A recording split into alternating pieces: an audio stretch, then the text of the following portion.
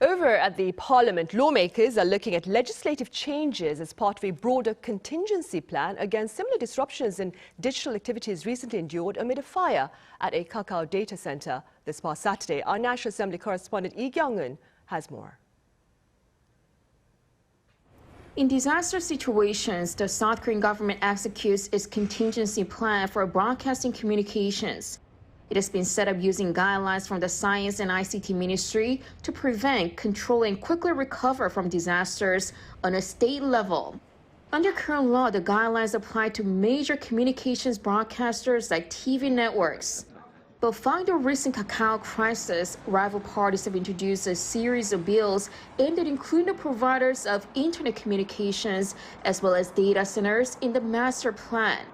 And Wednesday, the ruling People Power Party reached an agreement with the government to push for swift legislation. It's a big issue. We aim to draw up a compromise bill with the Democratic Party and push it through as a priority bill by the end of the year. The PPP and the government are also pushing to mandate a backup system for information service providers. This includes duplexing, which is installing standby servers that can be put into operation in the event that the main server goes down. Also in preparation for a larger-scale accident, as was the case with the Kakao crisis when an entire data center is affected, is dualization, which is running twin data centers in separate locations run by different providers. A PPP lawmaker also introduced a related bill, but the party says the government will push the initiative as an executive guideline too.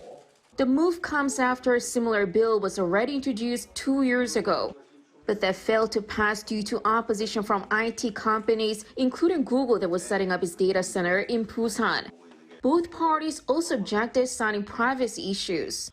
This time, however, the legislation is likely to gain momentum and support from both parties as they agree on the massive influence platform providers have on people's daily lives, not to mention national security at a time of increasing missile threats from North Korea.